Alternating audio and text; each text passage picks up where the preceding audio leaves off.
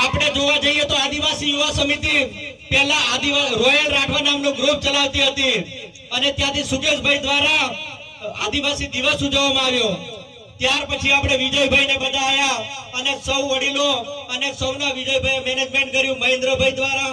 મહેન્દ્રભાઈ છે એ લોકોએ થોડું મગજ શાંત રાખ્યું અને અમારે એક વર્ષ તો એવું પણ થયું કે આળો પુષ્પા જેવું થઈ ગયું। બધા આપણે આ સમૂહમાં બેઠા છે તે વળી અલગ અલગ કર્યું એટલે એવો પ્રશ્ન આવ્યો કે એક બાજુ કહે કે પ્રોગ્રામ ના થવો જોઈએ અને એક બાજુ કે થવો જોઈએ એટલે હાલો અમારે તે પુષ્પા વાળો થી જો ઝુકેગા નહીં સાલા એમ। પછી હાલો વિચલો કે હા હું કરવા બધા ડોક્ટર સાહેબ ને બધા બાજ્યા અમારે બધા સોખલું મેલું બધું કરવા વાળા બળવા હતા અને મામલતદાર કચેરી રાતે 11 વાગે ગયા એટલે હાલો લાવડદરાનો બળવો હતો અને હાલો ધૂણ્યો અને પૂડી નાખી હાલો રાતે 11 વાગે મામલતદાર કે જો બેટા કરો। અરે મેં કીધું વાહ। અને એ હતી મિત્રો કલમની તાકાત।